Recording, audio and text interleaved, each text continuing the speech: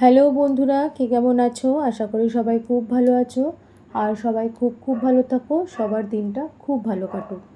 আজ শনিবার, শনিবারের সকালটা তোমাদের সঙ্গে একটা নতুন রেসিপি নিয়ে বা অন্যরকম একটা রেসিপি নিয়ে হাজির হলাম। কি বলো তো? সেটা হলো ভিন্ডি আলু চিংড়ি দিয়ে চচ্চড়ি। তো চলো, এই যে কড়াই অলরেডি বসিয়েই দিয়েছি, আর তার মধ্যে তেলটা দিয়ে দিয়েছি। তেলটা গরম হতে থাক। আর ওদিকে আমি দেখলে ওদিকে নিয়ে নিয়েছি হাফ টমেটো আর হাফ পেঁয়াজ, মাঝারি সাইজের একটা হাফ পেঁয়াজ, তার মধ্যে কয়েকটা রসুন, মানে প্রায় 5-6টা মতো একটা রসুন নিয়ে নিয়েছি, সাথে দুটো কাঁচা লঙ্কা। ব্যাস। তো এই যে তেলটা গরম হয়ে গেছে, তেলের মধ্যে একটু কালো জিরে দিয়ে দিলাম, 1 চা চামচ মতো কালো জিরে দিলাম, দিয়ে তার মধ্যে কাঁচা চিংড়িগুলো যেগুলো ছিল সেগুলো দিয়ে দিলাম। এবার এই চিংড়ি মাছগুলো হালকা আঁচে নাড়তে থাকবো, প্রায় লাল লাল করে ভেজে নেব। যতক্ষণ না লাল করে ভাজা হচ্ছে ততক্ষণ পর্যন্ত এটা কম আঁচে রেখেই ভাজতে থাকবো। কেন বলো তো? ফ্লেমটা বাড়িয়ে বা আঁচের আঁচটা বাড়িয়ে আমি কেন ভাজছি না? কেন কি, ওই যে কালো জিরেটা আগে ফোড়ন দিয়ে দিয়েছি, তার উপরে কাঁচা চিংড়িগুলো দিয়েছি, তাতে কী হবে, কালো জিরেগুলো বেশি পুড়ে যাবে।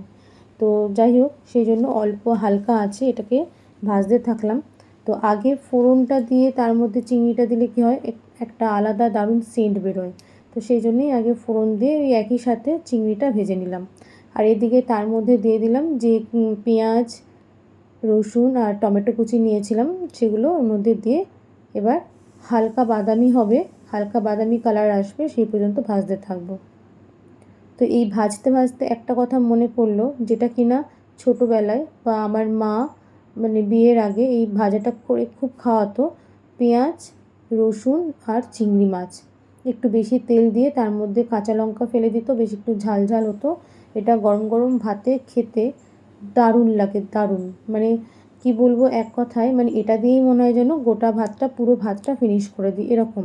টমেটো কুচিটা থাকতো না, যেহেতু আমি এটা একটা চচ্চড়ি বানাচ্ছি তাই টমেটো কুচিটা দিলাম।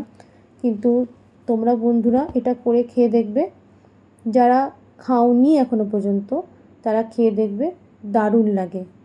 তো আমিও মাঝে মাঝে করি, ছেলেকে খাওয়াই, বড় খেতে খুব ভালোবাসে।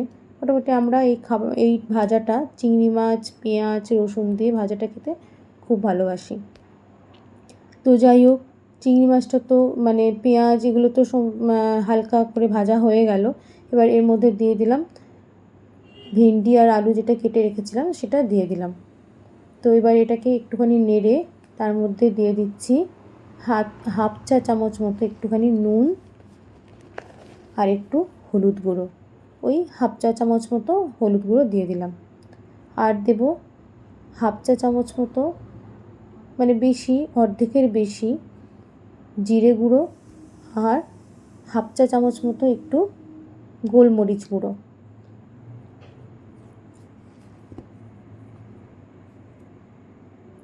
এবার এটাকে ভালো করে মিশিয়ে নেব। তরকারিটা ভালো করে এবার নাড়তে থাকবো, যাতে সমস্ত তরকারির মধ্যে, মাছের মধ্যে মশলাগুলো, নুন হলুদ সব কিছুই ভালো করে মিক্স হয়ে যায়।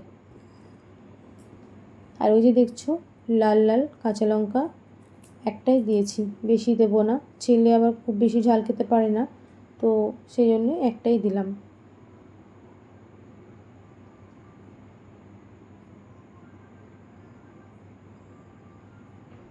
এই যে হালকা করে একটু নেড়ে নিলাম।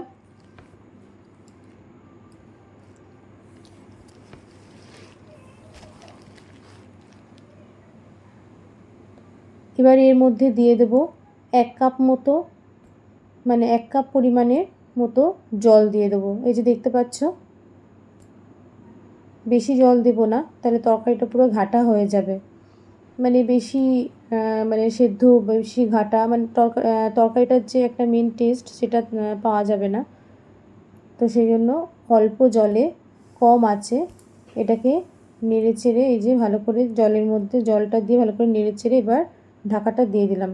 এবার হালকা আঁচে এটাকে হতে দেব। তো প্রায় কিছুক্ষণ পর ঢাকনাটা খুলে এবার আবার একটুখানি নেড়ে নেব। দেখতে হবে যে আলু ভেন্ডিগুলো সেদ্ধ হয়েছে কিনা। এই যে দেখছো প্রায় সেদ্ধ হয়েই গেছে, এই যে খুব ভালো সেদ্ধ হয়ে গেছে। এই যে দেখতে পাচ্ছ বেশ একটা ভালো সেদ্ধও হয়ে গেছে, সাথে জলটাও কমে গেছে। এবার এর মধ্যে একটুখানি স্বাদ অনুযায়ী হাফ চা চামচ মতো এই যে চিনি দিয়ে দেব। চিংড়ি মাছের তরকারি মানে একটু মিষ্টি হতে হবে, না হলে চিংড়ি মাছের তরকারি ভালো একটা যে টেস্ট চিংড়ি মাছের আলাদা করে সেই টেস্টটা পাওয়া যাবে না। তাই জন্য হালকা একটু স্বাদ অনুযায়ী চিনি দিতে হবে। এবার এই চিনিটা ভালো করে তরকারির মধ্যে, সমস্ত তরকারি মাছের মধ্যে ভালো করে মিশিয়ে নিলাম। দিয়ে এবার আবার একবার ঢাকনাটা দিয়ে দেব। কম আঁচেই থাকবে, ফ্লেমটা কমানোই থাকবে, দিয়ে এটা ঢাকা দিয়ে হতে দেব। তো এই যে আবার কিছুক্ষণ পরে খুললাম, দেখছো চিনি দিয়েছি বলে হালকা একটুখানি জলের বুজবুজ দেখা যাচ্ছে, কিন্তু আদৌ ওটা কিন্তু আসলে জল নয়। তো যাই হোক দেখতে পাচ্ছ কালারটাও চেঞ্জ হয়ে গেছে চিনি দেওয়াতে, আর সাথে তরকারিটাও আমার কেমন মাখা মাখা হয়ে গেছে, খুব সুন্দর একটা গন্ধ বেরোচ্ছে। হবে রান্নাটা হলো আজকে একটু দেরিতে উঠেছি, যে তো এই কদিন ধরে তো প্রচণ্ড ছোটাছুটি করে দৌড়াচ্ছি দুজনেই, স্কুল ভোরবেলা স্কুল, তারপর তো এই প্র্যাকটিসের ক্লাসে যাচ্ছি। তো ভাবলাম ঠিক আছে থাক, ছেলেটা একটু দেরি করেই ঘুমা। আর আমিও একটু দেরিতেই উঠেছি, কেন কি বেশি দেরি বলতে কি ওই মানে মোটামুটি 8টা সাড়ে 8টার দিকে আমিও উঠেছি, একটু দেরি করে, ভালোই দেরি করে উঠেছি। তো দেরি হলে যেটা হয় মানে সবটাই, তারপরে বাকিগুলো সবটাই দেরি হয়ে যায়। তাড়াতাড়ি করে ছোটাছুটি করে বাকি কাজগুলো করে নিই, সবে তো রান্নাটা হলো। তো স্নান পুজো ঘর দোর পরিষ্কার পরিচ্ছন্ন এসব করতে হবে। তো এই যে অনেকগুলো বাসন জমে গেছিলো, বাসনগুলোকেই আগে ধুয়ে ফেললাম, আর এবার আস্তে আস্তে বাকি কাজের দিকে এগোবো। তারপরে জলটা ভরে নিই, জলটা ভরে তারপরে অ্যাকোয়াগার্ডটাকে অন করে দেব।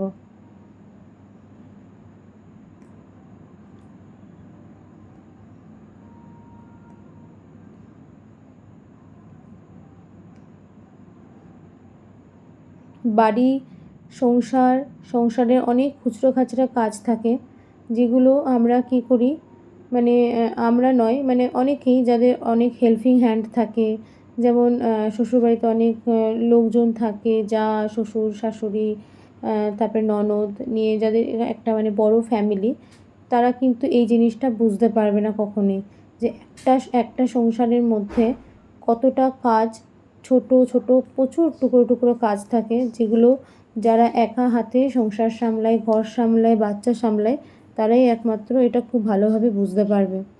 তো সবাই সংসার সামলায়, ঘর করে সব মানে বাচ্চা সামলে সবাই চলে, কিন্তু যাদের একা হাত, মানে যেমন ধরো আমার মতো কোনো হেল্পিং হ্যান্ড নেই, আমি ঘরে বাইরে সবটাই আমাকে একাই দেখতে হয়, একাই করতে হয়, তো আমার মতো যারা রয়েছে তারা অবশ্যই বুঝতে পারবে যে সংসারে একা থাকা আর একা একা হাতে কাজ করা কতটা চাপের, কতটা কষ্টের।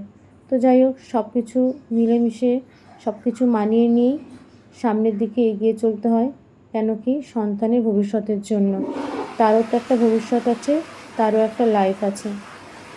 তো যাই হোক বন্ধুরা, দেখতে দেখতে আমার সমস্ত কাজ কমপ্লিট করে, খাওয়া দাওয়া, দুপুরের খাওয়া দাওয়া সমস্ত কমপ্লিট করে এই যে চলে আসলাম।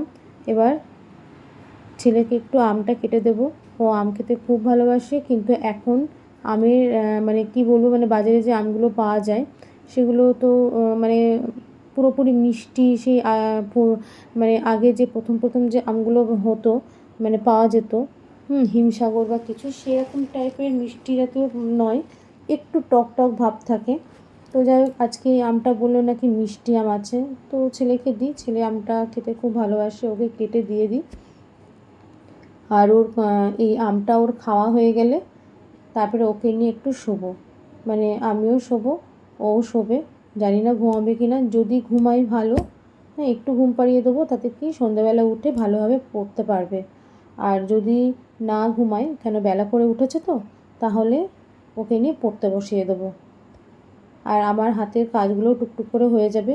আরও তো অনেক কিছু কাজ থাকে, যেমন রাতের কিছু কাজ একটু গুছিয়ে এগিয়ে রাখা, কিংবা ঘরের আরও কিছু অনেক কিছু থাকে, হ্যাঁ, জামা কাপড়ের সাইডগুলো, সেই সবগুলো থাকে। তো এই যে যাই হোক, ছেলেকে আমটা দিয়ে দিই। আর চলো, ভিডিওটা তাহলে আজকে এখানেই শেষ করলাম, এখানেই রাখলাম। তো বন্ধুরা, আমার ভিডিওটা যারা দেখছো বা দেখবে তারা অবশ্যই ভালো লাগলে লাইক, কমেন্ট, শেয়ার করে দিও। আর সাবস্ক্রাইব বাটন টাচ করে সাথে থেকো, পাশে থেকো। তো চলো, টাটা, বাই।